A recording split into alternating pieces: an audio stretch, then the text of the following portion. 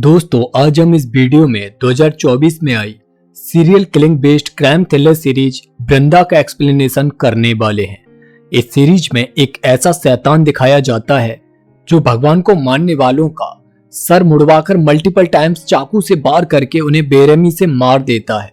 वो ऐसा क्यों करता है और क्या है उसके सीरियल किलर बनने के पीछे की कहानी, यह सब आपको इस वीडियो को पूरा देखने पर ही पता चलेगा। इस वीडियो में हम इस सीरीज के ऑल एपिसोड्स को एक साथ एक्सप्लेन करने वाले हैं, तो वीडियो को पूरा जरूर देखना। इसके बाद आपको कोई और वीडियो देखने की जरूरत नहीं पड़ेगी। तो चलिए बिना किसी देरी के सीरीज शुरू करते हैं। सीरीज की स्टार्टिंग होती है 1996 गंगाबरम फॉरेस्ट से, जहां पर हम एक छोटी बच्ची चिन्नी को अपने 12 साल के बड़े भाई सत्या को ढूंढते हुए देख पाते हैं। तभी चिन्नी की नजर अपने भाई पर पड़ती है, जो कि जमीन पर आंखें बंद करके लेटा हुआ था। इसीलिए थोड़ा घबराकर चिन्नी उसे उठने को बोल रही होती है और तभी सत्या उठकर चिन्नी से कहता है कि क्या वो डर गई। सत्या चिन्नी को यकीन दिलाता है कि वो उसे छोड़कर कभी नहीं जाएगा। वहां पर सत्या चिन्नी को एक वुडन डॉल देता है, जिसे पाकर चिन्नी बहुत खुश होती है। दूसरी तरफ उसी गांव में एक आदमी की डेथ हो जाती है और वहां का पुजारी इस डेथ को माता का प्रकोप यानी कि गुस्सा बता रहा होता है। वो वहां के लोगों से कहता है कि माता इस गांव से रूठकर चली गई हैं और इसीलिए इस गांव में अब संकट रुकने वाला नहीं है। इसीलिए माता को वापस लाने के लिए उन्हें माता को बलि देनी होगी और इसके लिए सारे गांव वाले रेडी हो जाते हैं। तब तक सत्या और चिन्नी भी वहां पर आ जाते हैं।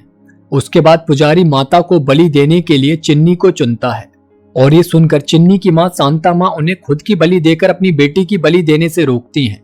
वो सबसे ऐसा नहीं करने के लिए गिड़गिड़ाती हैं, पर कोई भी उनकी बात नहीं सुनता है और रात को चिन्नी की बलि देने के लिए कहा जाता है और इसीलिए शांता माँ अपने बच्चों को बचाने के लिए रात को ही भाग जाती हैं। पर गांव वाले उन्हें भागते हुए देख लेते हैं और उन्हें पकड़ने के लिए उनका पीछा करते हैं, जहां पर रास्ते में चिन्नी की डॉल गिर जाती है, जिसे लेने के लिए सत्या जाता है और उन लोगों से उस जंगल में बिछड़ जाता है। उसी टाइम गांव वालों से चिन्नी को बचाने के लिए शांता माँ चिन्नी को एक ट्रक में बिठा देती हैं और खुद वहीं पर रह जाती हैं। उसके बाद नेक्स्ट सीन कई साल बाद का दिखाया जाता है, जहां पर हैदराबाद सिटी में हम वृंदा को देख पाते हैं, जो अपनी माँ गायत्री और छोटी सिस्टर चुटकी के साथ रहा करती थी। पर चुटकी वृंदा को बिल्कुल भी पसंद नहीं करती थी। वो गायत्री की भी बात नहीं सुनती थी, बस अपने मेल फ्रेंड्स के साथ मस्ती करने में बिजी रहती थी। अब नेक्स्ट सीन पुलिस स्टेशन का दिखाया जाता है, जहां पर वृंदा अभी 3 महीने पहले ही एसआई के पद पर ज्वाइन हुई थी। उस पुलिस स्टेशन में सभी कामचोर थे, पर वृंदा सिर्फ अपने काम से मतलब रखती थी। वो वहां पर किसी से भी ज्यादा बात नहीं करती थी। उस पुलिस स्टेशन का सीआई सोलेमन तो एक नंबर का कामचोर और बदतमीज ऑफिसर था, पर एसआई सारथी कहीं तक काम करना चाहता था, पर सोलेमन की वजह से वो भी वैसा ही हो गया था। वो बस सोलेमन की बात मानता रहता था ताकि सोलेमन के रिकमेंडेशन पर उसे प्रमोशन मिल जाए। अब नेक्स्ट सीन में एक दूध वाले को किसी लेक के किनारे एक डेड बॉडी मिलती है और इसीलिए वो जल्दी से पुलिस को इन्फॉर्म करता है, जहां पर फॉरेंसिक डॉक्टर से पुलिस को पता चलता है कि विक्टिम को मरे हुए कई दिन हो चुके हैं, इसीलिए बॉडी थोड़ी सड़ चुकी थी। उसके बाद सारथी उस बॉडी को पोस्टमार्टम के लिए भेज देता है, जहां पर बॉडी ले जाते टाइम वृंदा की नजर उसके वाउंड्स पर जाती है। सोलेमन को यह सुसाइड केस लग रहा था, पर वृंदा के अकॉर्डिंग ये एक मर्डर केस था।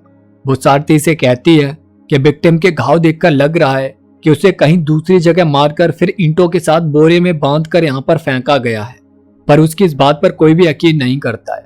आगे हमें पता चलता है कि वृंदा ही चिन्नी थी। उसे अक्सर सपने में अपने पास्ट के विजुअल्स दिखाई देते थे जब वो अपने फैमिली से दूर हुई थी और उसकी वजह से ही वो कई सालों से मेडिकेशन भी ले रही थी। उसके बाद नेक्स्ट डे सारथी और सोलेमन फॉरेंसिक डॉक्टर से जाकर मिलते हैं, जहां पर वो उन्हें बताते हैं कि विक्टिम का ब्रूटल मर्डर किया गया है। सबसे पहले किलर ने विक्टिम के सर पर आयरन रॉड से वार किया है, उसके बाद उसके बैक पर 3 जगह चाकू से वार किए गए हैं और फिर उसके दिल के पास लगातार 16 बार बेरहमी से चाकू से वार किया गया है। यह सुनकर तो सोलेमन को वॉमिटिंग होने लगती है। फॉरेंसिक डॉक्टर के अकॉर्डिंग विक्टिम को बहुत दर्दनाक मौत नसीब हुई थी। साथ ही वो बताते हैं कि मरने के बाद बॉडी को बोरे में भरकर ईंटें डालकर उसे पानी में फेंक दिया गया था। इसके साथ ही उस बॉडी में 2 गहरे घाव और मिले थे, जिनके बारे में डॉक्टर भी नहीं बता पा रहे थे कि ये कैसे बने होंगे। अब पुलिस स्टेशन आने के बाद सारथी अपनी टीम से लास्ट 1 महीने में मिसिंग लोगों की डिटेल्स निकालने को कहता है। साथ ही वो वृंदा के पास आकर कहता है कि उन्होंने जो मर्डर के बारे में कहा था वो सच था, इसीलिए वो चाहें तो उनकी इस केस में हेल्प कर सकते हैं। अब वृंदा विक्टिम की पोस्टमार्टम रिपोर्ट अपने घर ले जाती है, जहां पर वो कुछ चीजें स्पेसिफाई करके नेक्स्ट डे सारथी को बताती है कि पोस्टमार्टम रिपोर्ट के अकॉर्डिंग मरने वाले के नेल्स में सैंड्स एंड कोल्स के ट्रेसेस मिले हैं, जिससे स्पेसिफाई होता है कि मरने वाला किसी कोल फैक्ट्री या फिर रेलवे ट्रैक पर काम किया करता था। और इसी को ध्यान में रखकर वो लोग उन मिसिंग रिपोर्ट से 32 लोगों को सिलेक्ट करते हैं और उनकी फैमिलीज को मोर्चरी बुलाकर बॉडी आइडेंटिफाई करने को कहते हैं, जहां पर एक औरत अपनी बेटी के साथ आती है और उस बॉडी को आइडेंटिफाई करके बताती है कि उनके हस्बैंड तिलक हैं, जो कि रेलवे में काम किया करते थे और लास्ट 1 मंथ से मिसिंग थे। अब इसके बाद केस को इन्वेस्टिगेट करने के बजाय सोलेमन इस केस को क्लोज करने के लिए सारथी से बोल देता है, पर वृंदा उस लोकेशन पर जाकर पता लगाने की कोशिश करती है जहां पर वो डेड बॉडी मिली थी, और तभी उसे उस लेक के किनारे पर एक बड़ा सा फीदर मिलता है जो किसी नॉर्मल बर्ड का तो नहीं था। जब वृंदा उसके बारे में गूगल करती है तो उसे पता चलता है कि वो फीदर एक रेयर बर्ड कैथरस टैमो यानी कटायू का है, जो कि मोस्टली इंडोनेशिया में पाए जाते हैं। पर ईयर में एक बार वो माइग्रेट होकर इंडोनेशिया से हिमालयास में आ जाते हैं और ये बर्ड काफी बड़े और बहुत ही डेंजरस होते हैं। उसी टाइम दूसरी जगह कहीं हमें सीरियल किलर दिखाया जाता है जिसके पास यही बर्ड होता है और वो उसे मांस के टुकड़े खिला रहा होता है। उसने उस बर्ड का नाम जाजी रखा हुआ था। साथ ही उसके पास वो ही डॉल होती है जो कई साल पहले चिन्नी ने गंगाबरम फॉरेस्ट में गिरा दी थी।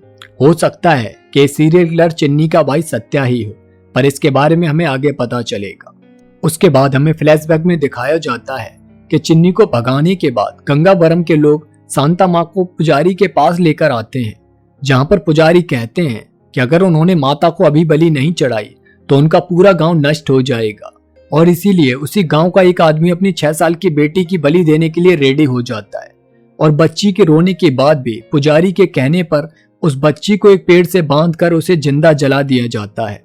पर तभी सत्या वहां पर आ जाता है और उसके सामने ही वो लोग सांता माँ को भी गला काटकर मार डालते हैं। अब सत्या को लगता है कि उन लोगों ने उसकी सिस्टर चिन्नी को जला दिया और उसकी माँ को भी मार दिया, और इसी गुस्से में सत्या माता के साथ ही पूरे गांव को आग लगा देता है, जिसमें सारे गांव वाले मारे जाते हैं। अब इन द प्रेजेंट टाइम में हम सारथी की फैमिली को देखते हैं, जिसमें सारथी ने लव मैरिज की होती है, पर शादी के कई साल बाद भी उसके ना ही तो कोई बच्चा था और ना ही उसका कोई प्रमोशन हुआ था। इसीलिए उसकी वाइफ की माँ उसे बस ताने ही मारती रहती थी। उसके बाद पुलिस स्टेशन में वृंदा सारथी को उस बर्ड कटायू के बारे में बताती है। साथ ही वो बताती है कि बर्ड इंसान के शरीर का मांस खाता है और उसकी वजह से जैसे घाव बनते हैं वैसे ही घाव तिलक की बॉडी पर भी उन्हें मिले हैं।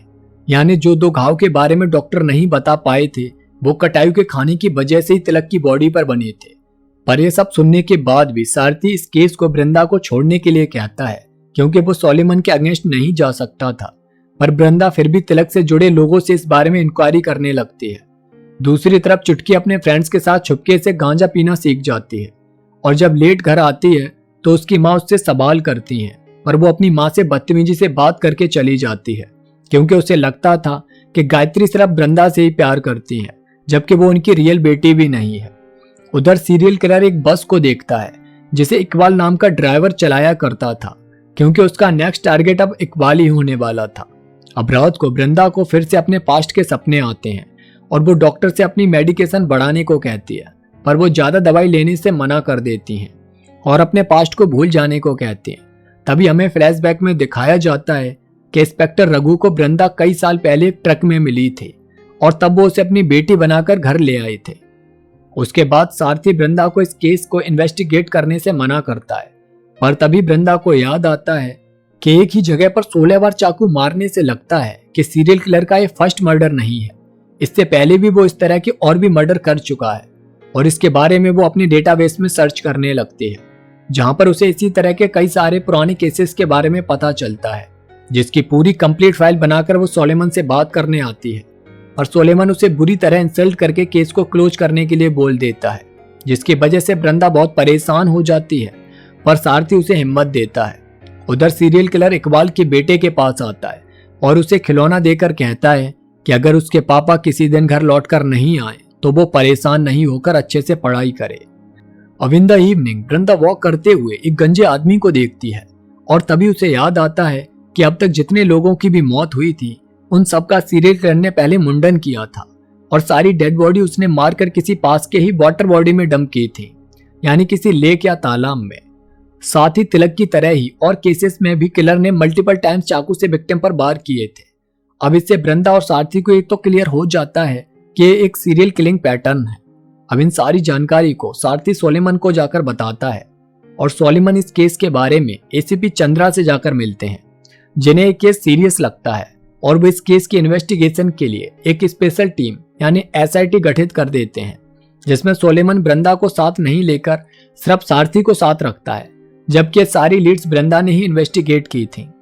पर सोलेमन वृंदा को पसंद नहीं करता था।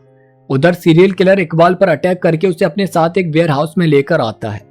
अब नेक्स्ट सीन फ्लैशबैक में जुवेनाइल जेल का दिखाया जाता है, जहां पर गांव वालों को मारने की बजाय सत्या को वहां पर लाया गया था। वहां का वार्डन एक बच्चे के पेट में दर्द होने की वजह से उसके लिए सबसे प्रे करने को कहता है, पर सत्या प्रे करने से मना कर देता है क्योंकि वो गॉड को मानता ही नहीं था और इसीलिए वार्डन सत्या को बुरी तरह से मारता है और उसे 3 दिनों तक एक रूम में बंद करके रखता है। अब प्रेजेंट टाइम में सीरियल किलर इकबाल के हाथ पैरों को बांध देता है और उसे मारने के लिए उसके पास आता है, जहां पर वो इकबाल से उसकी बस मांगता है और उसके बाद वो इकबाल का मुंडन करने लगता है और फिर मल्टीपल टाइम्स उसके चेस्ट पर वार करके उसे जान से मार डालता है और फिर कटाई को उसके पास भेज देता है, जहां पर कटाई उसकी बॉडी से मांस निकालकर खाने लगता है। उधर सारथी एसीपी के पास आता है और उन्हें बताता है कि इस केस को अब तक वृंदा की वजह से इतनी लीड मिली है, पर सोलेमन उससे चिढ़ते हैं, इसीलिए एसीपी सोलेमन को कॉल करके एसआईटी में उसे हटा के वृंदा को लेने के लिए कहता है और यह सुनकर वृंदा बहुत खुश हो जाती है। अब वृंदा और सारथी के साथ मिलकर पूरी एसआईटी टीम इस तरह के सीरियल किलिंग केसेस की इन्वेस्टिगेशन में लग जाती है, जहां पर अब तक मारे गए लोगों की फैमिलीज और कलीग से वो लोग इन्फॉर्मेशन निकालने में लग जाते हैं। और उधर सीरियल किलर इकबाल की बॉडी को एक बोरे में डालकर लेक में फेंक देता है, पर तभी वहां की लोकल पुलिस वहां पर आ जाती है और उन्हें उस सीरियल किलर के पास गांजा मिल जाता है, इसीलिए वो उसे उठा के पुलिस स्टेशन ले आते हैं। दूसरी तरफ एक पार्टी में चुटकी की मुलाकात ऋषि से होती है और वो दोनों जल्दी ही एक दूसरे के करीब आ जाते हैं। उसके बाद सारथी वृंदा को अपने घर पर डिनर के लिए लेकर आता है, जहां पर सारथी की वाइफ वृंदा के फादर के बारे में पूछ लेती हैं, जिससे वृंदा थोड़ा सैड हो जाती है और इसके लिए सारथी उससे माफी मांगता है। तब वृंदा बताती है कि उसे अपनी रियल फैमिली के बारे में तो पता नहीं है, पर रघु ने ही उसे पाला था। वो जब उसे लेकर आए थे तब वृंदा उन्हें बिल्कुल भी पसंद नहीं करती थी, पर फिर भी उन्होंने उसे अपनी बेटी की तरह ही रखा था। अब नेक्स्ट डे वृंदा एक बसीर नाम के बंदे से जाकर मिलती है, जिन्हें बर्ड्स की बहुत अच्छी नॉलेज थी, और वहां से वृंदा को कटायु के बारे में पता चलता है कि यूपी के केकड़ी जनजाति के लोग कटायु में अपनी देवी काली को देखते थे। वो लोग किसी की मौत के बाद उसकी बॉडी के एक टुकड़े को कटायु को भेंट स्वरूप चढ़ाते थे। उनका मानना था कि ऐसा करने से उस पर्सन को मोक्ष की प्राप्ति होती है, पर 19वीं सेंचुरी के बाद से यह जनजाति विलुप्त हो चुकी थी और इसीलिए अब वृंदा के कहने पर एसीपी न्यू मिसिंग केसेस के बारे में पता करने को कहते हैं और पूरी एसआईटी टीम इन्हीं मिसिंग केसेस की जानकारी में लग जाती है, जहां पर वृंदा को इकबाल की वाइफ से पता चलता है कि इकबाल लास्ट 2 वीक से मिसिंग है। और तब वृंदा वहां के ऑटो वाले से उस रास्ते पर चलने को कहती है जहां से डेली इकबाल अपने घर पर आया करता था। वहां पर थोड़ी दूर चलने पर वृंदा को एक वेयर हाउस दिखता है, जहां अंदर उसे कुछ ब्लड स्टेन्स मिलते हैं और इसीलिए वो अपनी टीम और फॉरेंसिक को वहां पर बुला लेती है, जहां फॉरेंसिक वाले वृंदा को बताते हैं कि यहाँ पर 2 दिन पहले ही मर्डर किया गया है। साथ ही वृंदा को वहां पर से एक एटीएम स्लिप मिलती है, जो कि फेमस प्रोफेसर और एनजीओ ओनर आनंद की होती है और इसीलिए सिर्फ एटीएम स्लिप की वजह से एसीपी को आनंद से इंटेरोगेशन करना ठीक नहीं लग रहा होता है, पर वृंदा के ज्यादा कहने से वो पोलाइटली पूछताछ करने के लिए मान जाते हैं। और फिर नेक्स्ट डे सारथी आनंद से पूछताछ करता है, जहां पर आनंद बताता है कि 8 साल पहले उसके फादर कमल पैरालाइज्ड हो गए थे और वो एक फेमस लॉयर थे। जहां तक एटीएम स्लिप की बात है तो उसने पैसे निकाले होंगे, पर स्लिप उसने कहीं फेंक दी होगी। अब वो कैसे मर्डर स्पॉट पर पहुंच गई है उसे नहीं पता और इतना कहकर आनंद वहां से चला जाता है। पर वृंदा का शक अभी भी आनंद के ऊपर ही रहता है, क्योंकि वो बहुत ही सफाई से सारे आंसर्स दे रहा था। इसलिए वो एसीपी के मना करने के बाद भी आनंद पर नजर रखने लगती है और उसकी कार में जीपीएस डिवाइस लगा देती है। उधर चुटकी ऋषि के साथ वीडियो कॉल पर मस्ती कर रही होती है, जहां पर वो ऋषि के कहने पर अपने क्लॉथ्स रिमूव करने वाली होती है कि तभी वृंदा उसके पास आकर उससे पूछती है कि वो किस लड़के के साथ घूम रही थी, पर चुटकी उससे बदतमीजी करने लगती है और उसकी लाइफ में इंटरफेयर करने से मना करती है। दूसरी तरफ सारथी को पता चलता है कि अब तक जितने भी मर्डर हुए हैं उन सबकी बॉडीज को मर्डर स्पॉट से थोड़ी दूर लेक में किलर ने फेंका था, तो उसी के अकॉर्डिंग इकबाल की बॉडी भी उन्हें नंदीग्राम लेक में मिल सकती है और इसीलिए सारथी अपनी टीम के साथ उस लेक में सर्च ऑपरेशन शुरू कर देता है। और उधर वृंदा को जब आनंद के साथ कुछ भी सस्पिशियस नहीं लगता तो वो उससे मिलने उसके पास पहुंच जाती है, जहां पर आनंद से बात करने के बाद भी उसे सब कुछ सही लग रहा होता है क्योंकि वो बहुत चैरिटी और लोगों की हेल्प किया करता था। दूसरी तरफ सीरियल किलर को जिस पुलिस स्टेशन में रखा था वहां का इंचार्ज आकर उससे पैसे मांगता है, पर सीरियल किलर उन्हें कुछ चिल्लर दे देता है, जिससे वो लोग उसका बैग चेक करने लगते हैं, जिसमें उन्हें कुछ खिलौने और सेविंग ब्लेड मिलता है, साथ ही चिन्नी की डॉल भी मिलती है, जिसे वापस देने के लिए सीरियल किलर पागलों की तरह बिहेव करने लगता है और बुरी तरह रोने लगता है। ये देखकर वो लोग उसे वो डॉल वापस देकर वहां से चले जाने को बोल देते हैं। उधर वृंदा फ्लैशबैक में अपने फादर रघु के बारे में याद करती है, जहां पर वो उससे कहते हैं कि उनके इस दुनिया में आने से पहले कितनी भी बुराई रही हो, पर उन्हें यहाँ से जाने से पहले कुछ जरूर अच्छा करके जाना चाहिए। और फिर एक दिन वृंदा को पता चलता है कि रघु किसी लड़की को बचाने गए थे, जहां पर उन्हें किसी ने चाकू मारकर मार डाला। यह सुनकर वृंदा बहुत रोई थी। अब इन द प्रेजेंट सीन में वृंदा आनंद के साथ उसके घर जाती है, जहां पर खाना खाते टाइम आनंद के फादर की अचानक से तबीयत बिगड़ जाती है, जिससे आनंद परेशान होकर जल्दी से उन्हें इंजेक्शन देता है और तब वो सही होते हैं। उन्हें अक्सर ऐसे दौरे पड़ते रहते थे। अब आनंद के अपने फादर के लिए इतनी केयरिंग देखकर वृंदा का शक उससे हट जाता है। उधर लेक के पास कई सारे गांव के लोग जमा होकर पुलिस को वहां से जाने के लिए कहते हैं क्योंकि उनकी वो पवित्र लेक थी, पर तभी सारथी की टीम को वहां पर इकबाल की डेड बॉडी मिल जाती है और दूसरी तरफ सीरियल किलर आनंद के फादर को भी मार डालता है, जिसके बाद से तो मीडिया में यह न्यूज आग की तरह फैल जाती है। अब क्योंकि बिना परमिशन के वृंदा आनंद को फॉलो कर रही थी, इसीलिए डीआईजी एसीपी पर गुस्सा होते हैं और अब तक गलत तरीके से इस केस को इन्वेस्टिगेट करने के लिए उन्हें बहुत सुनाते हैं। उधर सोलेमन चुटकी को ऋषि के साथ पेट्रोलिंग के टाइम पकड़ लेता है। वहां पर ऋषि की कार से उन्हें गांजा मिला था और जब सोलेमन को पता चलता है कि चुटकी वृंदा की सिस्टर है तो वो वृंदा को सबक सिखाने के लिए उसे पुलिस स्टेशन ले आता है और जब वृंदा उसे छुड़ाने के लिए पहुंचती है तो वो चुटकी के बारे में गंदी बातें करने लगता है, जिससे गुस्से में आकर वृंदा सोलेमन पर अटैक कर देती है। और जब ये बात एसीपी को पता चलती है तो वो वृंदा और सोलेमन दोनों पर गुस्सा करते हैं और वृंदा को 2 वीक्स के लिए सस्पेंड करके सोलेमन को एसआईटी टीम में ले लेते हैं, जिसके बाद वृंदा को बहुत गुस्सा आती है और वो वहां से जाते टाइम सारथी को भी उल्टा बोलकर चली जाती है, जो कि सारथी को बहुत बुरा लगता है।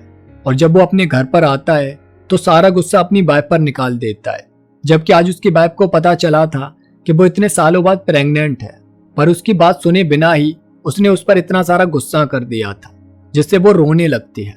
उधर वृंदा घर पर आकर बहुत गुस्सा करके रोने लगती और आनंद के पास जाकर उस पर शक करने के लिए माफी मांगती है, जहां पर आनंद उससे कहता है कि उसके किसी अपने ने कहा था कि इस दुनिया में आने से पहले कितनी भी बुराई हो, पर हमारे जाने से पहले हमें कुछ ऐसा करना चाहिए जिससे वो बुराई खत्म हो जाए। और वहां से वापस आते टाइम वृंदा को रेलवे ट्रैक पर सीसीटीवी कैमरा दिखता है, जिससे वो सारथी को कॉल करके बताती है कि नंदीग्राम रेलवे ट्रैक के सीसीटीवी से उन्हें पता चल सकता है कि सीरियल किलर बॉडी को उस रास्ते से ले गया था और इसीलिए वो दोनों वहां के सीसीटीवी कैमरा को चेक करने लगते हैं, जहां से उन्हें सीरियल किलर के ट्रक के बारे में पता चल जाता है, जिसे वहां की पुलिस अपने साथ ले गई थी। और उस पुलिस स्टेशन में जाकर उन्हें सीरियल किलर का नाम तो पता नहीं चल पाता है, पर उसके फिंगरप्रिंट्स मिल जाते हैं और उन फिंगरप्रिंट्स को डेटाबेस में चेक करने के बाद उन्हें पता चलता है कि उस सीरियल किलर का नाम ठाकुर है और आज से कई साल पहले उसने अपने गांव ज्वालापुर में कई सारे मर्डर्स किए थे। इसीलिए ठाकुर का पता लगाने के लिए वृंदा और सारथी ज्वालापुर पहुंच जाते हैं, जहां पर कोई भी ठाकुर के बारे में कुछ भी बताने को रेडी नहीं होता है। ऐसा लग रहा था कि सब उसके नाम से भी डरते थे। वहां पर वृंदा सारथी से अपने द्वारा किए गए उस दिन के बिहेवियर के लिए माफी भी मांगती है और तभी एक जनार्दन नाम का बंदा वृंदा के पास आकर ठाकुर के बारे में सब कुछ बताता है। दरअसल कई साल पहले जब ठाकुर का जन्म हुआ था तो उसकी माँ की मौत हो गई थी और तभी से सब लोग ठाकुर को पापी और अपशगुन मानने लगे थे। उसके बाद एक दिन पुजारी ने ठाकुर के बारे में बताया था कि इसने पिछले जन्म में 12 लोगों की हत्याएं की थी, जिसकी वजह से पूरे गांव को इसकी वजह से सजा भुगतनी पड़ेगी। और तभी से गांव में अगर किसी की भी मौत हो जाती थी तो सब ठाकुर को ब्लेम करके उसकी नानी और नाना को बहुत सुनाते थे और उसके बाद उसकी नानी उसे बहुत मारती थी, जबकि इसमें उसकी कोई भी गलती नहीं होती थी। वो कहती थी कि किसी दिन उन मरे हुए 12 लोगों में से कोई एक जन्म लेकर उसको मार डालेगा, तभी वो इस श्राप से मुक्त हो पाएगा। इन सब घटनाओं के बाद उसकी नानी ने ठाकुर को चैन से घर के बाहर बांध कर रखना शुरू कर दिया था और एक दिन ठाकुर के नाना भी उसको छोड़कर चले गए, जो थोड़ा बहुत उसे प्यार किया भी करते थे। उसके बाद तो गांव के लोगों ने ठाकुर की बलि देवी को देखकर उस गांव को बचाने के बारे में सोचा, पर ठाकुर वहां से भागकर अपने नानी के घर पर आया और अपनी नानी के कोसने पर उसने उन्हें मार डाला, जिसकी वजह से पुलिस ने उसे पकड़कर जुवेनाइल जेल में डाल दिया। जिन लोगों ने ठाकुर की बलि देने की बात कही थी वो सारे लोग अपने सर का मुंडन करके रखते थे और उसी वजह से ठाकुर मुंडन करके ही लोगों को मारता था, जिससे उसे उन लोगों की याद करके शांति मिलती थी। अब घर आने के बाद वृंदा की नजर एक ओल्ड न्यूज़पेपर पर जाती है जिसमें सरूर नगर बाबा आश्रम में 48 लोगों की मौत हुई थी और ये सीरियल किलर के फर्स्ट विक्टिम के मरने के 2 दिन बाद की घटना थी। और ऐसे ही जो भी मर्डर सीरियल किलर ने अब तक किए थे उनके बाद हर जगह पर कोई ऐसी ही सेम एक्सीडेंट वाली घटना घटित हुई थी जिसमें बहुत सारे लोग मारे गए थे। यानी ये सीरियल किलर मास मर्डर कर रहा था और जितने भी लोग मारे गए थे वो सब गॉड में यकीन रखते थे और ये सारी जगह वो थी जहां पर मरने वाले विक्टिम काम किया करते थे। यानी सीरियल किलर पहले विक्टिम को मारकर उनकी जगह लेकर मास मर्डर कर रहा था। और इसी तरह जब ठाकुर ने इकबाल को मारा था तो उसकी ही बस लेकर उसने 48 लोगों को बस सहित पानी में डुबा दिया था। वो सारे लोग रिलीजियस यात्रा पर जा रहे थे। अब यहाँ पर एक शॉकिंग ट्विस्ट भी रिवील होता है कि ठाकुर ये सब आनंद के कहने पर कर रहा था और आनंद ही सत्या था, यानी वृंदा का भाई। ठाकुर सत्या से जुवेनाइल जेल में मिला था और अब सत्या अकेला नहीं था। उस जैसे जो भगवान को नहीं मानते थे और भगवान को मानने वालों को मारने में उसकी हेल्प करते थे और भी लोग थे। जब ठाकुर जुवेनाइल जेल में आया था तो वो वहां के लोगों से बहुत डरता था। उसे अपने पास्ट की वजह से ये डर सताता रहता था कि लोग उसे मार डालेंगे, पर तब उसे सत्या ने हिम्मत दी थी और अपना दोस्त बना लिया था। उसके मन में सत्या ने डाल दिया था कि भगवान नहीं होते हैं। उधर बस में इतने सारे लोगों के मरने के बाद अब ठाकुर को पकड़ने के लिए एसीपी पूरे शहर में उसके पोस्टर को सर्कुलेट कर देते हैं। उसके बाद वृंदा को कंफ्यूजन हो रहा होता है कि ठाकुर ने जितने लोगों को अब तक मारा था उसके बाद उसने उनके वर्क प्लेस में जाकर मास मर्डर किए थे, पर आनंद के फादर तो कहीं काम ही नहीं करते थे, फिर उनको क्यों मारा गया।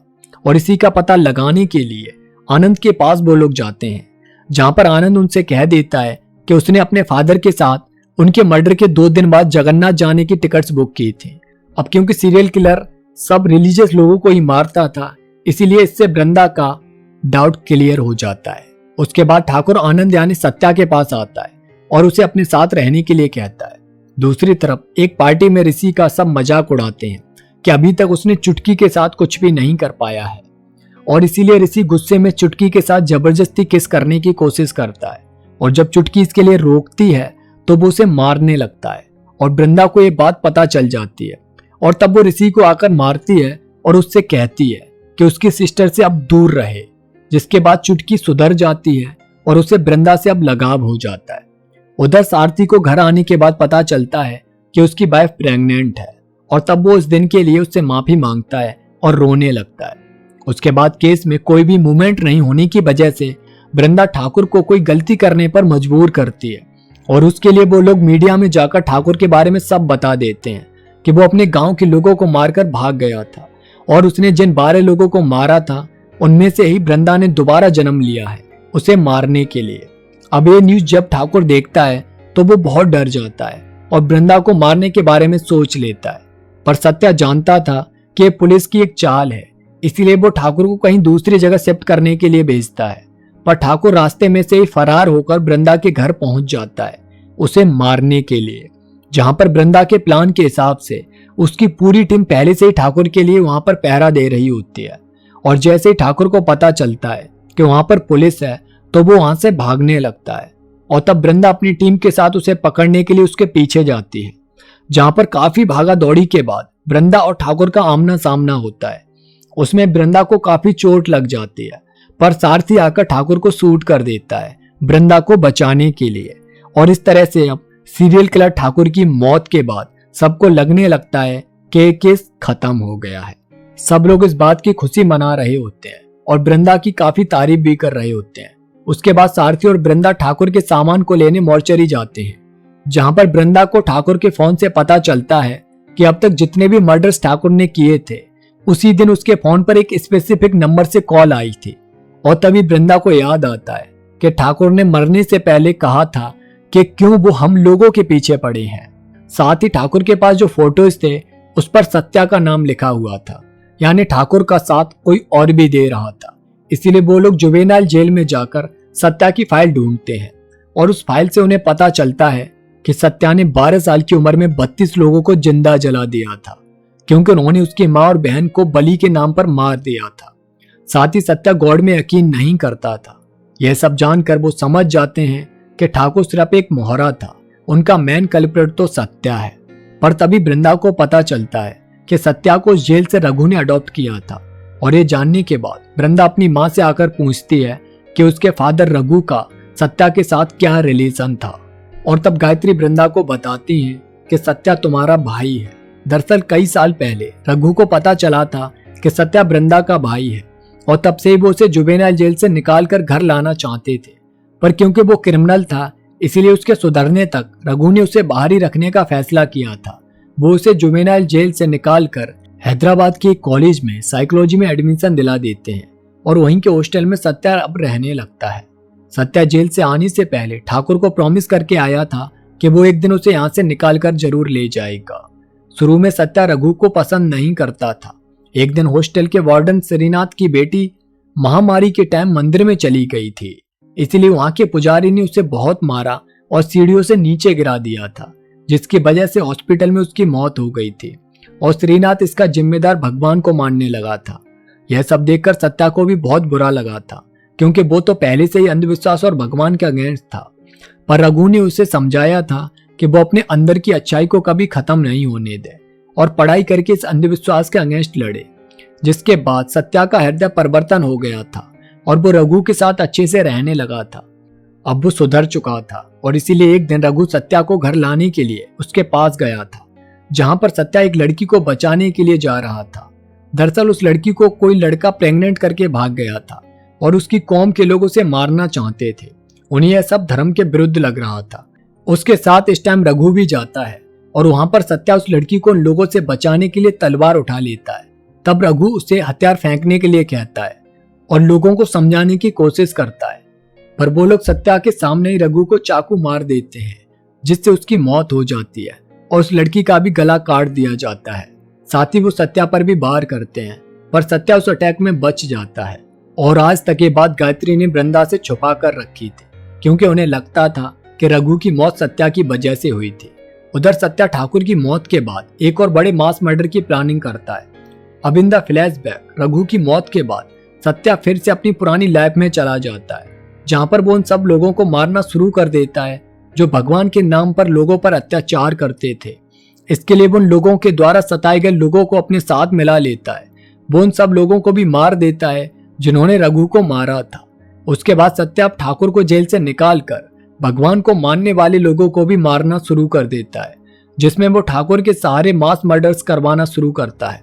अब वृंदा सत्या के बारे में एसीपी को बताती है और अपनी पूरी टीम के साथ सत्या को ढूंढने में लग जाती है, पर काफी ढूंढने के बाद भी उन्हें कुछ भी नहीं मिल पाता है। और तभी वृंदा की नजर एक एविडेंस पर जाती है, जिससे उसे पता चलता है कि लॉयर कमल के बेटे आनंद की तो पहले ही मौत हो चुकी थी और उसकी ही किडनी ट्रांसप्लांट होकर उनके पिताजी कमल को मिली थी। और तभी वृंदा को वो कोट याद आता है जो आनंद ने उससे कहा था, और वो ही कोट रघु अक्सर वृंदा से कहा करता था।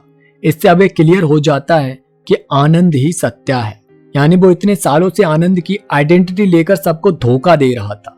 और हो सकता है कि उसने ही कमल को भी मरवाया हो। खुद को क्लीन रखने के लिए वो अपने घर को खाली करके चला जाता है, क्योंकि उसका प्लान था गंगाबरम में लोगों को मारने का। दरअसल गंगावरम में एक महोत्सव होने वाला था, जिसमें लोगों का मानना था उन्हें वहां पर माता की ज्योति दिखाई देगी, जिसके बाद वो लोग वहां पर मौजूद तालाब में स्नान करके अपने पापों का नाश कर देंगे। और सत्या उसी तालाब में डीजल डालकर आग लगाने वाला था लोगों के उस तालाब में एंटर करने के बाद। इसलिए वृंदा, एसीपी और उनकी पूरी टीम इस मैसेकर को रोकने के लिए वहां पर पहुंच जाते हैं, पर वहां पर बहुत ज्यादा भीड़ होने की वजह से कोई भी उनकी बात सुनने को रेडी नहीं होता है।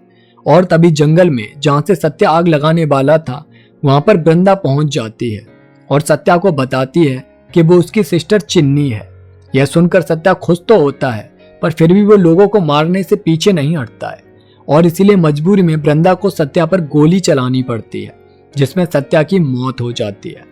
और इस तरह वृंदा वहां पर मौजूद लोगों को बचा लेती है और इसी के साथ इस सीरीज की भी एंडिंग हो जाती है। तो दोस्तों, आपको ये सीरीज कैसी लगी कमेंट करके जरूर बताना। और आपको भी पता है एक साथ इतनी बड़ी सीरीज का एक्सप्लेनेशन करने में बहुत मेहनत लगती है, तो इस मेहनत के लिए चैनल को सब्सक्राइब करके वीडियो को लाइक तो आप कर ही सकते हैं। बाकी नेक्स्ट सीरीज और मूवीज कौन सी आप चाहते हैं ये आप हमें कमेंट में बता देना। तो इसी के साथ मिलते हैं नेक्स्ट वीडियो में एक और मूवीज एंड सीरीज के साथ। तब तक के लिए जय हिंद।